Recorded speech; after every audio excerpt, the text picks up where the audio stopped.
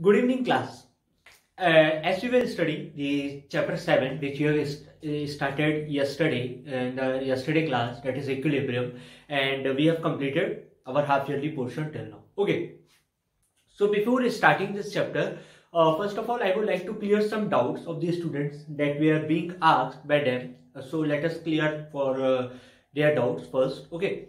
So one student asked the doubt that in Fe2O3, okay, why the oxidation state of chlorine is +3? What does it mean? ये क्या बताना क्या चाहता है कि Fe का ऑक्सीडेशन स्टेट +3 कैसे होगा? Okay, so that I have to explain you. In the chapter 3, we learn that every element reacts with each other or with themselves only to attain the configuration of noble gas to their nearest noble gas, और वो octet rule को complete करने के लिए, उसको follow करने के लिए वो क्या करते हैं, आपस में रिएक्शंस करते हैं. ठीक है. ऑक्सीजन किसकी तरह बनना चाहेगा? नियॉन की तरह. नियॉन के पास 10 इलेक्ट्रॉन है, ऑक्सीजन के पास 8 इलेक्ट्रॉन है. ठीक है. वो क्या करते हैं, अपनी इलेक्ट्रॉनिक कॉन्फ़िगरेशन को स्टेबल करने के लिए क्या करते हैं, रिएक्ट करते हैं. ठीक है. ऑक्सीजन को अब 2 इलेक्ट्रॉन और चाहिए किसकी तरह बनने के लिए, नियॉन की तरह बनने के लिए. 8 इलेक्ट्रॉन, 10 इलेक्ट्रॉन, 2 और आ जाए तो 10 के 10 मिल जाएंगे और ये धन्य हो जाएगा, इसका जिंदगी सफल हो जाएगी. ऑक्सीजन को ऑक्सीजन कितने हैं? 3. तो 3 ऑक्सीजन को कितने इलेक्ट्रॉन चाहिए? कितने इलेक्ट्रॉन चाहिए? 6 इलेक्ट्रॉन. अब ये 6 इलेक्ट्रॉन इसको कौन देगा? फ्लोरीन देगा, और कोई तो आएगा नहीं क्योंकि इसके साथ फ्लोरीन रिएक्ट कर रहा है. तो कितने फ्लोरीन है? 2 फ्लोरीन है. सॉरी आयरन देगा. कौन देगा? Fe देगा, आयरन. ठीक है. तो कितने आयरन है? 2 आयरन है Fe. तो 2 आयरन मिलके 6 इलेक्ट्रॉन दे रहे हैं. तो एक आयरन कितना इलेक्ट्रॉन देगा? एक Fe कितना इलेक्ट्रॉन देगा? 3 इलेक्ट्रॉन देगा. यानी ऑक्सीजन की यहाँ ऑक्सीडेशन स्टेट -2 है. ठीक है. वो इलेक्ट्रॉन ले रहा है. एक ऑक्सीजन कितना ले रहा है? 2. तो इसलिए 2 इलेक्ट्रॉन. Fe का कितना है? +3, क्योंकि Fe कितने इलेक्ट्रॉन दे रहा है? 3 इलेक्ट्रॉन दे रहा है. तो Fe का ऑक्सीडेशन स्टेट क्या हो गया? +3 हो गया. आपको ऐसे ही ऑक्सीडेशन स्टेट कैलकुलेट करनी है. ये आपके लिए चैप्टर 8 में मोस्ट इंपॉर्टेंट टॉपिक होगा. अगर आपसे यही नहीं बनेगा तो आपसे आगे भी दिक्कत जाएगी. तो ये आपको ऐसे ही कैलकुलेट करना है. ठीक है. तो यहाँ पे +3 डिनोट कर रहा है कि आयरन क्या कर रहा है, ऑक्सीजन को 3 इलेक्ट्रॉन दे रहा है. एक आयरन, तो 2 आयरन मिलकर 6 इलेक्ट्रॉन देंगे. ठीक है. तो ये ऐसे ही कहलाता है. तो ये था आपका एक डाउट. दूसरा डाउट एक स्टूडेंट का था कि कल जो हमने इक्विलिब्रियम में पढ़ा कि शुगर को हम लोग पानी में मिला रहे हैं, तो कैसे पता चलता है कि इसका कॉन्सेंट्रेशन कैसे है, या जो भी रिएक्शन टेक प्लेस कर रहा है कैसे पता चलता है कि वो इक्विलिब्रियम में है. हम उसमें कॉन्सेंट्रेशन नहीं जान सकते हैं, कॉन्सेंट्रेशन ही तो जानना जरूरी है. तो उसके लिए आगे जो हम टॉपिक्स पढ़ेंगे, ली चैटलियर प्रिंसिपल, बफर सॉल्यूशन, तो उसमें हमें बहुत कुछ क्लियर होता जाएगा कि हमें कैसे कैलकुलेट करना है. Presently it is not possible. होता क्या है, अगर मान लो रिएक्शन हो रहा है, रिएक्टेंट मेरा प्रोडक्ट में कन्वर्ट हो रहा है. ठीक है. रिएक्टेंट मेरा प्रोडक्ट में कन्वर्ट हो रहा है. अगर मैं प्रोडक्ट को बाहर निकालते चला जाऊं, प्रोडक्ट को निकालता चला जाऊं, जितना प्रोडक्ट बन रहा है किसी तरीके से मेरे लिए पॉसिबल हो. ठीक है. जैसे सिंपल सा क्या होता है कि अगर एक मशीन है, मशीन में आप रॉ मटेरियल्स डाल रहे हो, वो रॉ मटेरियल्स कंटिन्यूअसली उसको प्रोडक्ट में कन्वर्ट कर रहा है. मान लो पेपर में कन्वर्ट कर रहा है, तो हम लोग पेपर वहीं रखे तो नहीं जाते हैं. पेपर को क्या होता है, कहीं जाके फोल्ड कर करके हम कलेक्ट करना शुरू कर देते हैं. उससे वजह क्या होता है कि हमें पता चलता है कि हमारा पेपर बन रहा है. इन द केस मान लो कि अगर किसी खराबी की वजह से मशीन उल्टा चलना शुरू हो गई, तो ये क्या करेगी, सारा का सारा पेपर अपने पास वापस खींचना शुरू कर देगी. ठीक है. तो वो बचाने के लिए हम क्या करते हैं, इसको रोल डाउन करते जाते हैं एक तरफ से, क्योंकि अगर ये वहीं पर रहेगा तो आपस में मिल मिल के हो सकता है चपक जाए या खराब हो जाए. तो अगर मेरे लिए किसी तरीके से पॉसिबल रहा कि मैं प्रोडक्ट को बाहर निकालते जाऊं, तो रिएक्शन तो वापस होगा ही नहीं. प्रोडक्ट रिएक्टेंट में कन्वर्ट नहीं होगा. प्रोडक्ट रिएक्टेंट में कन्वर्ट अगर होना शुरू हो जाए तो वो रिवर्सिबल रिएक्शन कहलाता है. और उसी टाइम पे हम बोलते हैं कि इक्विलिब्रियम अचीव हो गया है, कि एक हद तक प्रोडक्ट इतना बन गया है कि अब वो भी कैपेबिलिटी रखता है कि वो आपस में रिएक्शन करके रिएक्टेंट बनाना शुरू कर दे. अगर वैसा होगा ही नहीं तो कैसे होगा. जैसे मैंने आपसे कल कहा कि 0 डिग्री सेल्सियस पे आइस भी है और वाटर भी है. ठीक है. अगर वो टेम्परेचर थोड़ा सा भी ऊपर नीचे हुआ तो बनना शुरू हो जाएगा। अगर मैंने कहा कि मैंने -2 डिग्री -3 डिग्री पे ले गया, अब तो मेरा आइस कभी भी वाटर में कन्वर्ट नहीं होगा ना। तो वो मेरे लिए जानना जरूरी है कि कौन सा ऐसा कंडीशन होता है, क्योंकि हर टेम्परेचर पे हर प्रेशर पे कंडीशन बदलते जाते हैं, तो वो हमको मायने रखता है। सेकेंड जो डाउट था, उसमें डाउट ये था कि हम जैसे सॉल्यूशन बनता कैसे है। एक सॉल्यूशन का फॉर्मेशन तब होता है जब सॉल्वेंट में सॉल्यूट मिलाया जाता है, सॉल्वेंट में सॉल्यूट मिलाया जाता है, ठीक है। यानी जैसे भी पानी क्या है, सॉल्वेंट है, इसमें मैं शक्कर मिला दिया या नमक मिला दिया, ये क्या हो गया, सॉल्यूट हो गया। सॉल्वेंट हमेशा ज्यादा रहता है एज कंपेयर टू सॉल्यूट, ठीक है। अब मान लो मैंने ये बोल दिया कि अगर 100 ml पानी में मैंने 5 ग्राम का शुगर या सॉल्ट मिला दिया, ठीक है, यानी इसके कंपैरिजन में सॉल्यूट का क्वांटिटी बहुत कम है। 100 ml में 5 ग्राम तो मायने ही नहीं रखता है, वो मेरा कहलाता है डाइल्यूट सॉल्यूशन। क्या कहलाता है, डाइल्यूट सॉल्यूशन। लेकिन अगर मैं यहाँ 25 ग्राम मिला दूं, यानी अब तो ये मायने रखता है, 1/4 पे आ गया। पहले तो कितना था, 1:20 रेशियो पे था, अब कितने रेशियो पे है, 1:4 में। यानी अब सॉल्ट भी वाटर के लिए मायने रखता है, उसको मैं बोल देता हूं कॉन्सेंट्रेटेड सॉल्यूशन। क्या बोल देता हूं, कॉन्सेंट्रेटेड सॉल्यूशन। यानी जब कभी भी सॉल्यूशन और सॉल्यूट के बीच में रेशियो बहुत ही कम, ठीक है, यानी डिफर करता हो बहुत ही ज्यादा, 1:20 का, यानी सॉल्यूट बहुत कम है सॉल्वेंट के कंपैरिजन में, तो डाइल्यूट। और अगर ज्यादा है, यानी पूरा ज्यादा तो नहीं है लेकिन टक्कर में है, तो कॉन्सेंट्रेटेड सॉल्यूशन। अब इसमें था कि कैसे पता चलता है कि जब हम एक्स्ट्रा शुगर इसमें मिक्स कर रहे हैं तो ये शुगर बाहर आ रहा है। यानी उसमें लिखा था एक statement, sugar in solution that is convertible to sugar in radioactive, ऐसे लिखा हुआ है, ठीक है। ये सॉलिड फॉर्म में, सॉलिड, ठीक है। जैसे क्या होता है कि अगर मान लो मैं नमक मिलाते जा रहा हूं, मान लो 100 ग्राम में 25 ग्राम नमक ही डिसॉल्व हो सकता है, उससे ज्यादा 100 ml पानी में केवल 15 ग्राम शुगर ही मिक्स हो सकता है, उससे ज्यादा नहीं हो सकता है। यानी ये सैचुरेटेड सॉल्यूशन बन गया। अब उसमें और ज्यादा सॉल्यूट को आप लोग डिसॉल्व नहीं कर सकते हो।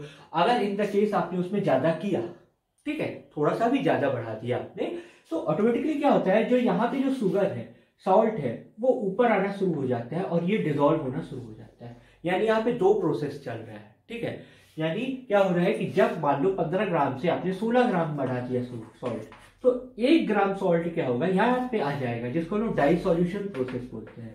यानी जो पानी में फ्लोट होना शुरू हो जाएगा, और ये कौन आएगा, यहां से 1 ग्राम उड़ के वापस वहां चला जाएगा और 1 ग्राम जो है यहाँ पे प्रेसिपिटेट बनाएगा। यानी 15 ग्राम पे इक्विलिब्रियम अचीव हो गया है। अब जितना ज्यादा आप मिलाओगे उतना ही सॉल्ट वापस पानी में ऊपर चला जाएगा और जितना एडिशनल आप मिला रहे हो उतना ही नीचे आता जाएगा। एक सिंपल सा लॉजिकल एग्जांपल हम लेते हैं। सिंपल एग्जांपल क्या है, बहुत ही रियल लाइफ से रिलेटेड है। मान लो एक 500 ml का बीकर है, 500 ml का बीकर है, मैंने इसको पूरा फुल भर दिया पानी से, ठीक है।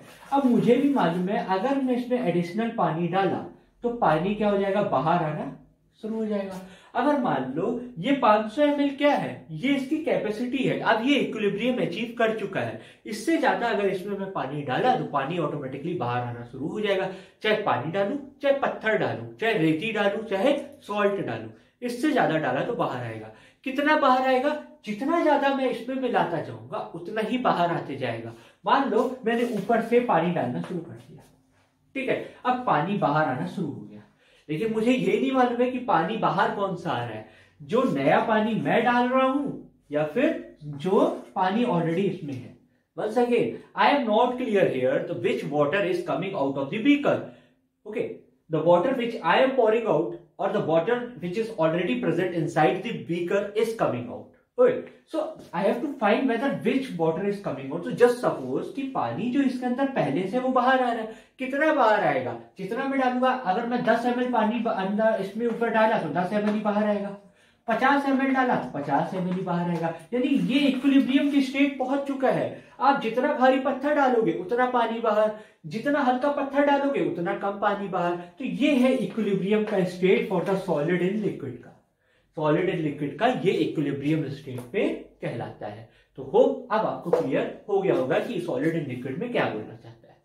नेक्स्ट है आपका सॉल्यूशन में liquid in gas in liquid का। किसका है? गैस इन लिक्विड का।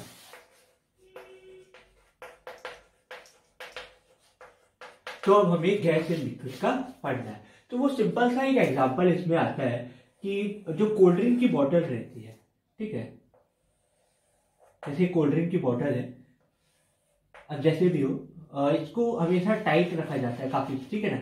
और क्या होता है कि एक हद तक इसमें लिक्विड में क्या रहता है, CO2 डिजॉल्व रहता है, और यहाँ पे जो ऊपर रहता है वो CO2 प्रेजेंट रहता है। यानी वो CO2 क्या चाहता है कि मैं बाहर आऊं, वो बाहर आने की कोशिश रखता है। यानी जितना ठंडा आप उसमें रखोगे उतना ही गैस उसमें क्या होता है, डिजॉल्व होता जाता है। और जितना गर्म आएगा तो उसमें गैस बनती ही नहीं है, ठीक है, गैस नहीं बनती है। तो यूजुअली क्या होता है ना कि जितना ठंडा आप रखोगे उसकी सॉल्युबिलिटी कम होती है। इसके अंदर क्या होगा, सॉल्युबिलिटी कम होगी तो वो ऊपर ज्यादा तैरेगा। और गर्म में क्या होता है कि सारा का सारा जो CO2 है अंदर डिजॉल्व होता जा रहा है। तो यानी टेम्परेचर के साथ साथ सॉल्युबिलिटी क्या होती है, बदल रही है। जैसे कि मैंने आपसे क्या कहा था, टेम्परेचर बदलोगे रिएक्शन भी जल्दी होता है या रिएक्शन स्लो होता है। तो उसी के हिसाब से क्या होता है, इसका टेक प्लेस करता है। तो इसके लिए एक लॉ मिला दिया था, हेनरीज लॉ, जिसको हम लोग नाम देते हैं। Let me study this. Henry ने कहा था, the mass of a gas dissolved in mass of solvent at any temperature is proportional to the pressure of the gas above the solvent. यानी ये तो मुझे भी पता है कि टेम्परेचर और प्रेशर का डायरेक्ट रिलेशन ही हमने चैप्टर 5 में पढ़ा था, ठीक है, कि टेम्परेचर से pressure is inversely proportional to temperature, ये हमने पढ़ा था, ठीक है। और इसी के बेसिस पे क्या होता है, ये टेक प्लेस करता है, ठीक है। तो उसने हेनरीज लॉ दिया था। हेनरी ने क्या कहा, the mass of the gas dissolved in A given mass of a solvent in any solution. यानी अब मान लो कि अगर टेम्परेचर अगर यहाँ पे फिक्स रख दिया मैंने, अब मान लो कि ये कोल्ड ड्रिंक की बोतल 10 डिग्री सेल्सियस में फ्रिज में रखी हुई है, ठीक है। अब क्या होगा कि जितना CO2 इसके अंदर जाएगा उतना ही CO2 इसके बाहर आना शुरू हो जाएगा। यानी अब ये इक्विलिब्रियम स्टेट में पहुंच चुका है और सॉल्युबिलिटी पॉसिबल नहीं है। तब यहाँ लिखा है CO2 in gas and CO2 in solution. इसमें आपको कंफ्यूज होने की जरूरत नहीं है, बस यही आपको जानना है कि इसका मतलब क्या होता है। This amount decreases with increase in temperature. यानी इसकी जो सॉल्युबिलिटी है वो टेम्परेचर के साथ साथ कम होती जाती है। The soda water bottle is sealed under pressure at gas when its solubility in water is high. As soon as the bottle is opened, some of the dissolved carbon dioxide gas escape to reach a new equilibrium condition required for the lower pressure, namely its partial pressure in the atmosphere. This is how the soda water in bottle when left open at air from turn flat and it can be generalized as, ठीक है। Usually क्या होता है कि इसमें temperature low करके pressure को maintain किया जाता है, तो जिसकी वजह से क्या होता है कि ये इसके अंदर डिसॉल्व होता जाता है। इसके अंदर क्या होता जाएगा, डिसॉल्व होता जाएगा। Volume is directly proportional to temperature होता है, pressure and volume temperature, so इसका रिलेशन है। तो इसमें आपको ज्यादा कंफ्यूज नहीं होना है कि ये कैसे टेक प्लेस करता है। कि अगर मान लो कि आपने टेम्परेचर कम रखा तो इसकी सॉल्युबिलिटी ज्यादा है इसके अंदर, ठीक है, और जितना अंदर जाएगा उतना बाहर। जैसे जैसे टेम्परेचर कम करते हैं तो ये बाहर आना शुरू हो जाता है, ठीक है। तो गर्म कोल्ड ड्रिंक पीने से हमें गैस का फीलिंग नहीं आता है कि कंप्लीटली, मतलब समथिंग लाइक हार्डनेस की फीलिंग नहीं आती है, ठीक है। और ठंडा कोल्ड ड्रिंक रहता है तो हमें हार्डनेस की फीलिंग आती है। हार्डनेस की फीलिंग क्यों आती है कि गर्म टेम्परेचर पे ये ज्यादा डिसॉल्व नहीं होता है। कि क्या होता है, जैसे ही बॉटल ओपन होती है तुरंत पूरी की पूरी गैस उड़ जाती है। और लोअर टेम्परेचर पे क्या होता है कि इसके अंदर गैस डिसॉल्व भी होता है लेकिन बाहर भी जाती है। But as compare to hot temperature that does not take place. So ये इसमें आपको ज्यादा कंफ्यूज होने की जरूरत नहीं है। So read the topic from it. Now the next is general characteristics of equilibrium involving physical process. So let us first read that. Equilibrium is only possible only in a closed system at a given temperature. यानी closed system में ही equilibrium possible है, open system में possible नहीं है.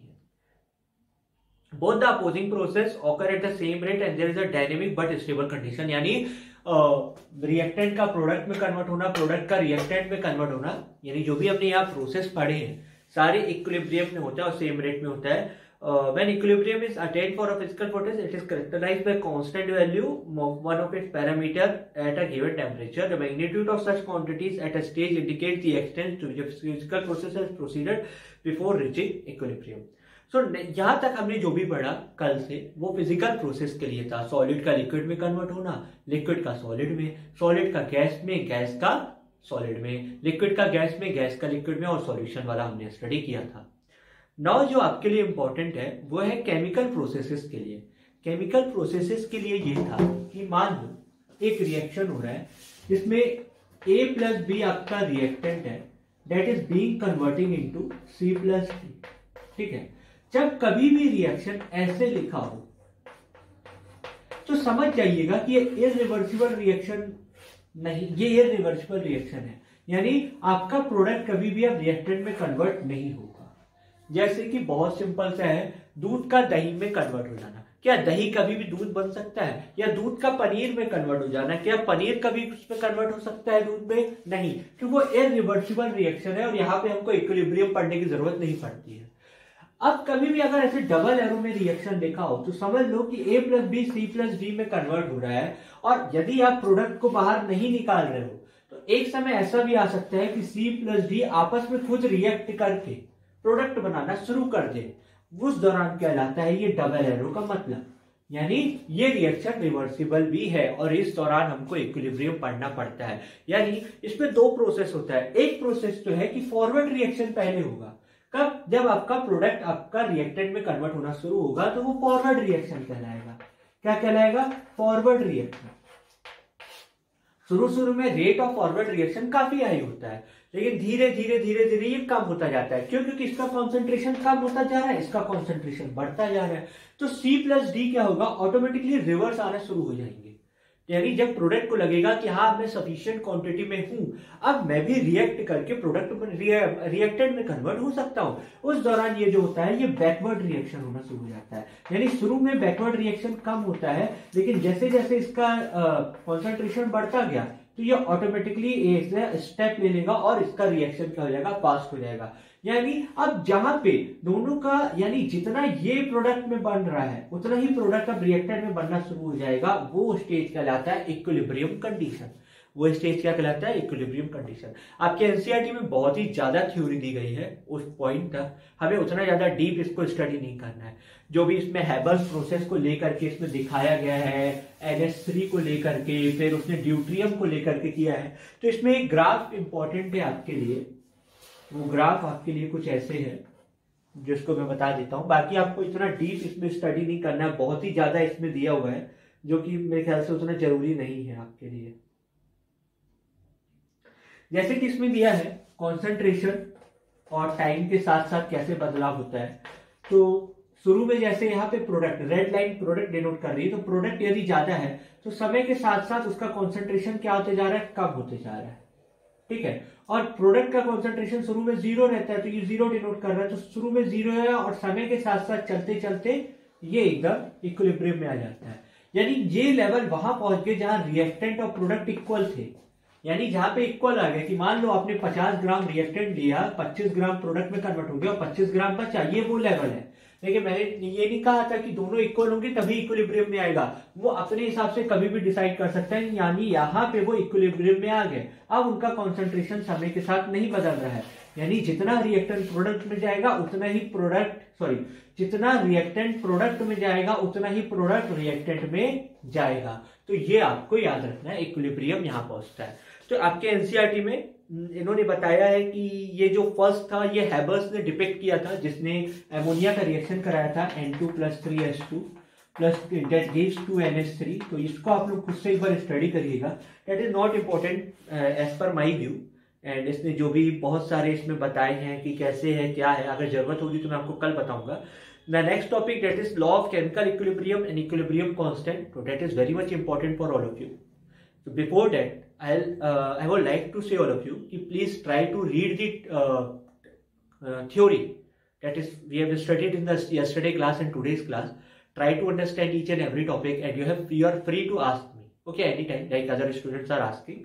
So from next on Thursday class we will know on Tuesday today is Tuesday I think. So Thursday class we would like to start the main topic now, that law of chemical equilibrium and equilibrium constant, from where the numericals are arises from your upcoming examination questions, and just try to understand this theory from your book। ठीक है, आपको simply बस पढ़ना है कि कैसे product में convert हो रहा है, कैसे वो कन्वर्ट हो रहा है, बस सिंपली इतना जानना है। ठीक है, तो till then take care all of you and your study the book thoroughly। Okay, take care।